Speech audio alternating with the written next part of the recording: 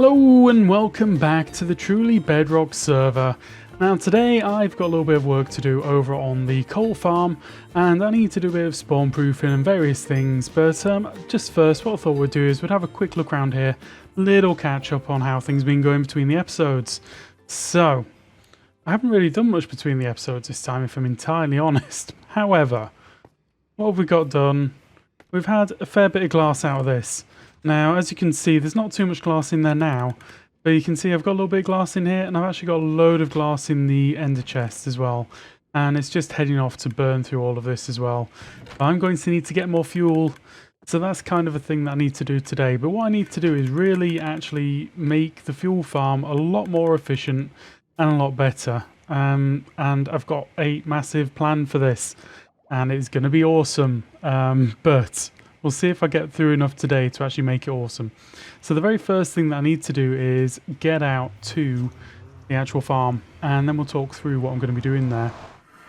Right, so I'm now over at the fortress, and I've actually got myself a mending bow. I know a lot of people are going to be unhappy with this, but I need a mending bow out here because basically I've got no shortage of arrows coming in. I'm getting arrows all over the place.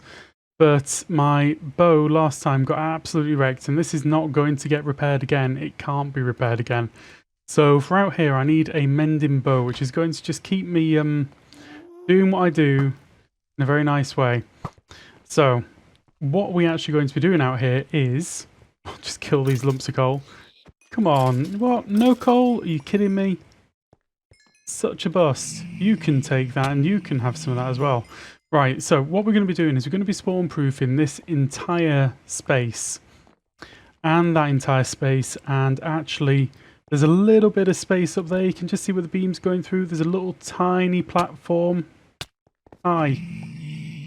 which is kind of in range of the spawning. So what I want to do is I'm going to use the beacon beam to let me know how far out to go. Up on that level and out in that direction and that direction and that direction. And basically when the beacon beam runs out, that's beyond the area where I'm going to be getting any spawns. Now, I've been checking this out in a creative version of this world, and I've been looking around really carefully to see where things happen. And basically that's out of range. And I've had a few little spawns down at the bottom there, but nothing actually worth talking about. So the ones that have spawned down there have been striders, which are not going to be part of the cap. So the thing that I need to do now is just go ahead and spawn proof as much of everything that I can. Okay, so I've done most of the fortress right here. As you can see, there is absolutely nothing spawning in anymore. And that is pretty much the range of the beacon. So that's the entire spawning radius plus a bit. So there's a little bit of wiggle room in there. Now my idea is that I'm going to probably be AFKing around about, I don't know, 5-10 blocks below here. So that should load in all of this area. Now what I really want to do is just make sure that I'm only giving spaces to the wither skeletons and the blazes. And that's going to be a little bit of a thing. I need to work out where the spawning locations are in this fortress, which is going to be a little bit of a pain. It's not going to be horrible, but it's going to be a little bit of a pain. Because basically it's based on the fortress piece versus the chunk that it's in. So I don't know if I mentioned this already, but basically if I had a chunk here and a chunk here, and the fortress piece was like 5 blocks long, then I would have 2 borders or 2 locations sort of set apart equally. Now, if I had a chunk there and a chunk there, then I'd have 4 pieces or 4 locations in a similar space.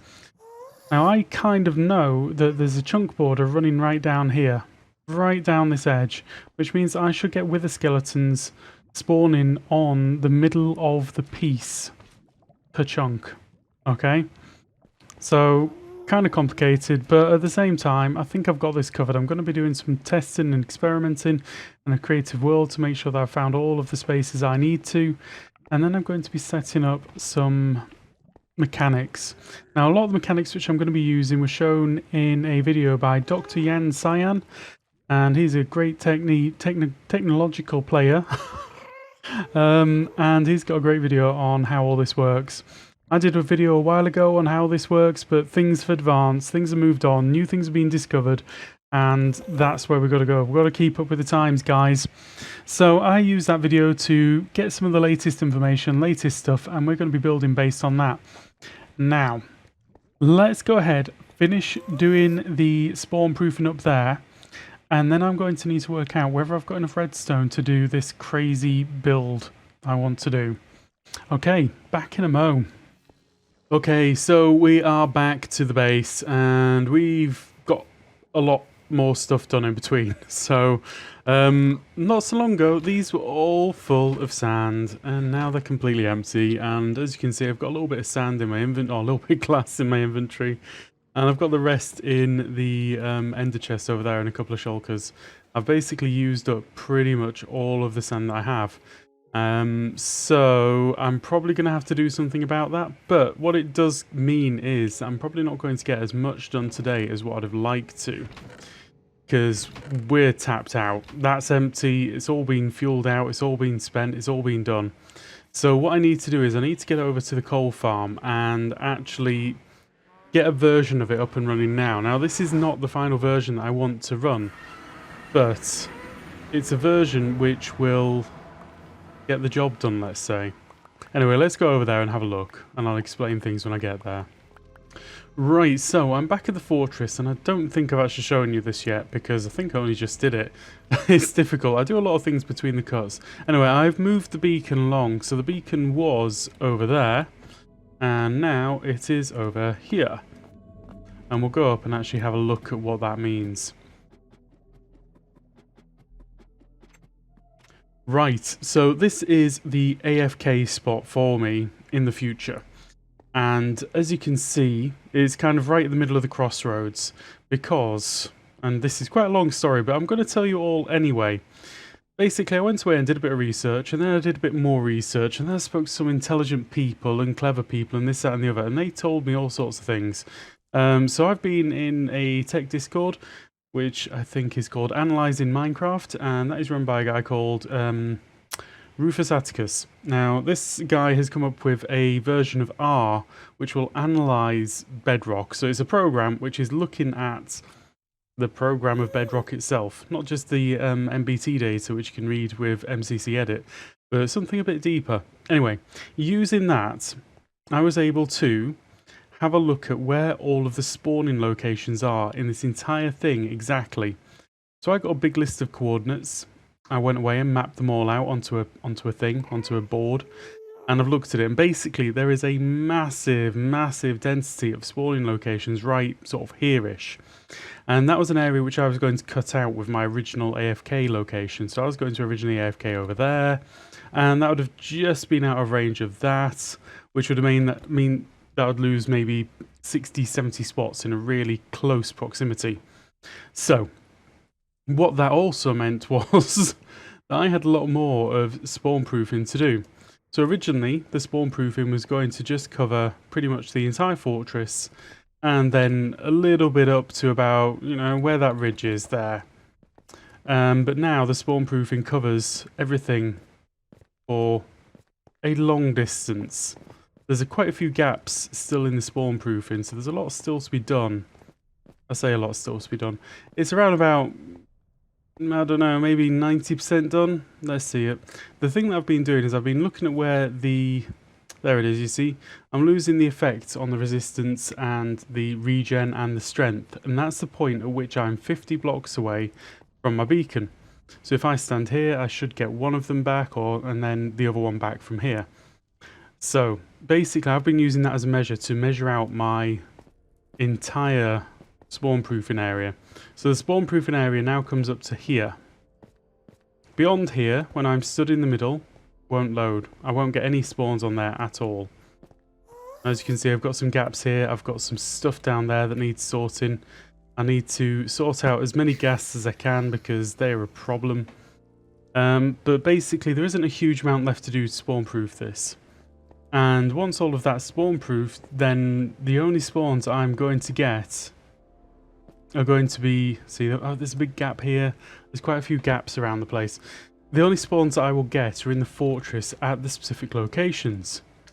and these funny little problems. Like, I don't know where that one spawned. I mean, it came from this direction somewhere. Where did you spawn, guy? Where did you come from? Can't see where you came from. Anyway, so what we've learned about that is there's probably a spot here somewhere that isn't actually spawn-proofed completely. But I can't see it, which is rather typical. See, there goes one. That one jumped out of that little area that I haven't done though, so I expect that. That's okay. So I've got a lot more spawn proofing to do. Now, once I've done the spawn proofing, I am going to set up a temporary farm, which is literally going to be just the minimum. Now, what I've got going on over here, let's go over and actually have a look at it. This is another setup by a YouTuber called Dr. Yan Cyan, and they came up with this thing, which is basically you've got the spawn location, and you place in a not a hopper minecart. Well, you could put in a hopper minecart, but it's a bit more expensive. But a minecart, which is going to nudge them, because mobs spawn on the northwest corner. If you pop a hopper minecart in there, then they spawn on the northwest corner and get immediately pushed out. Now, what we've got here is we've got a glass block above that, which is going to block your pigman spawns. And I think, I may be wrong here, I think that just having the hopper minecart there is actually going to block your magma spawns. And then you've got an air block there and then a solid block there. I don't think the solid block's actually required, but anyway, we do it anyway because this is the setup that was shown and it works well. Now I've done 2 of these, and as you saw a moment ago, I had some wither skeletons just like spew out. Now if we stand over here, we're outside of the no spawn range and we should see some action. I should say these lines down the road, these bits, this is to mark out where the no spawn area is, because it's 24 radius around the player where things will not spawn. So if I stand here-ish, I should see some spawns over there. Well, in fact, if I stand here, I should see some spawns on these 2. So if you give it a few moments, you might see some spawns pop out. There we go. That was real time, guys, real time. So it's not entirely fast at the moment, but that is because it is not optimized in any way, shape or form. There's 2 locations there. There's another 2 behind it. There's another 2 in that direction, which are going to be outside of the range. There's 2 in that, or 4 in that direction, 4 in that direction, 4 in that direction, and 4 in that direction, which are all going to be out of range, which I can set up reasonably quickly to create a simple farm. Now what I'm hoping to do is set up a drop fall so that basically the wither skeletons drop out, drop down and die and drop the coal and bones, which would be great, and then I'm going to leave enough of a gap for the blaze just to pop out and fall down even further, and that'll be fine. I'm okay with that for now. As long as I get my situation up and running again, so I'm actually getting some coal and some drops. So that is what I'm going to do. I'm going to finish off a little bit of mob proofing, and then I'm going to set up more of these locations and see if I can do a drop fall. If I can't do a drop fall, I'm going to do a short fall, and then I'll do a walkway which I can walk along and kill them manually. Okay, let's do this. Right, and we're back. Now, it looks to me like all of the spawn proofing that I need to do for now has been done. So you can see the areas where I've gone out to. It isn't actually that big an area. And I've found a few caves up here and I've tidied them up and basically spawn-proof pretty much everything. There's a little island down there which is out of range, so it doesn't really matter. Let's take those out the offhand. They're useless in the offhand. I don't know why they go in there in the first place. But anyway, there's a little island down there that I haven't spawn-proofed because it isn't really in range. It kind of clips outside the range, and I've been carefully monitoring that. So that's almost all the spawn-proofing that we're going to do. I might pop down there and do that island another time, but for now, this is good enough. There's still a few more stages to go. Hey! What are you doing? Where have you spawned? What did you spawn on? I mean, seriously? Man, I think there are some weird things going on with spawning. It was sat right here, wasn't it? No, I think I know it spawned on. I think it spawned on this ledge. Yeah, I think I'll need to sort that out properly. Because at the moment, there's an air gap underneath. It's got a solid surface and an air gap, and I think that's enough for some things to spawn. Doesn't normally matter, but anyway, that's not the point. We'll sort that out. So, I have been away and I've done some work on setting up some of these pods in a temporary way that means that I can get some drops. So, if we come over here, you can see that I've got some little drop down areas down there that have already got a load of mobs in them. So if we head down there and do a little bit of killing, we should free up the mob cap again for a new batch, and then we can go back and have a look at that. So we're getting all of the coal and all of the cookables and some bones as well, apparently. We get bones from every single farm now. It's a thing. But what I really want is all the cookable stuff. Yeah, okay, we'll go for that. And lots and lots of coal and some skulls as a side effect, I guess. Yeah. So we've killed all of these ones. That was perfectly safe. Didn't get hit once. Now, if I come up here, and if I quickly make it round the corner, we should see some spawns happening. Now, they're popping out and dropping down the tubes and just waiting. And that's kind of like the basis of this farm, as it's going to be, because I haven't added any redstone yet. But it's going to be redstone, completely redstone, and the redstone is going to take all of the mobs from where they are right now to where I'm going to be AFKing, and it's going to automatically kill them and collect the drops. Okay, and at the moment I've only got 6 pods going. I've got another 4 to go on that side, which we're going to do now pretty much. And then we've got a ton over there, which is going to be where the real automation happens. I might leave this as like a little manual farm for fun. Depends on whether it's hurting the spawn rates over there, but that is where the real farm's going to be. But we've done the real work for now, and this is just to get us back on the road with some of the burnables. So let's get these, and then we'll go and do a pod together. Okay, so if I head in this direction, I'm probably going to be despawning whatever's over there, but that doesn't matter too much. Now, these are the marked out spawn locations I've got. They're going to head off in the northeast corner. They're going to spawn pretty much right there, and then they're going to drop down. So the first thing that I'm going to do is just kind of encapsulate this area so they don't have anywhere to go. Right, next I'm just going to jump into this pod and do the little thing with the rail and the minecart. So the rail, the minecart. It's all a bit of a messy inventory game, this one. Okay, and then we can put a piece there, and I want a solid block there, which we will spawn proof as well. Right, okay, I can walk out of this one now. Right, so that's the pod pretty much done. Now the next step is I need to cut all the way down and through. So I think what I'm going to do is, to help myself, I'm just going to knock these out so that I can see where I'm meant to come out and up. Now I'm going to seal that back up and then go down below. I've already created a walkway underneath there so that I can get in and out reasonably easily. Looks like it didn't quite work the way that I'd have hoped, but let's have a look. Is that where it is? Okay, we're going to have to just have a look up and see. So that's the hole right there. If I knock that one out, great. Can fill that back in now. Really? Did I lose all of that? Oh well, we'll put a window in. So it looks to me like it's actually this one right here.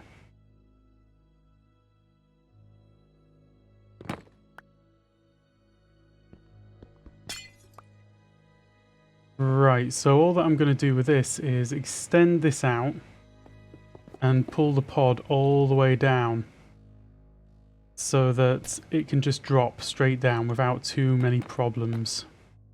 I guess there, yeah. And then there. Yeah, that's right. Okay, so we go like that, and then I'll do that. So then they'll just drop with the feet on this level. So I'm just going to run back up and make sure that that is definitely doing what I'm expecting it to. And I'm not getting any wild things. I can't really see that well from here. But if I go any closer, I'm just not going to be able to... Hello. Yeah, I think there's a little cave up there that I might need spawn-proof. Right, so this has been a reasonable success. There's a slight downside to it, which I kind of predicted, which was if I go and collect stuff from one, the stuff despawns from the other, and it isn't quite quick enough for things to respawn in. But I've got a plan for that, and I'm going to see. But the real objective is to get the fuel flowing, so that I can cook some more glass and do the things. And it's certainly giving me some nice drops here, and some nice quantities of fuel and extras, all the bits and bobs that go with them. So yeah, we're doing okay, we're doing okay. I mean, that's 8 skulls in a few minutes, that's not bad. A couple of stacks of coal. I should probably reorganise my stuff so that I'm not missing out on the things I actually want here. So yeah. So I'm just going to try one quick thing just to see if this works. And it's a question of how to make mobs persistent. Yeah, that didn't work. So you guys are no good. It may be too low a rate of pickup. But what you want them to do is you want them to pick up an item. And there we go. You are there. So, we're going to kill all these guys. We've got a wither in a fancy pants suit. And we're going to come back to them in a moment. But first, we'll just sort of do a little bit of killing here and a bit more collecting of the things and the stuffs. Right. Okay, so we've got some withers in there. Maybe only 2. One of them's wearing fancy pants. I run all the way up here to the other end. I shouldn't have anything in here, because I've despawned everything in here. But if this works, then there might be a way of actually setting it up so that you can fire items at mobs when they drop down.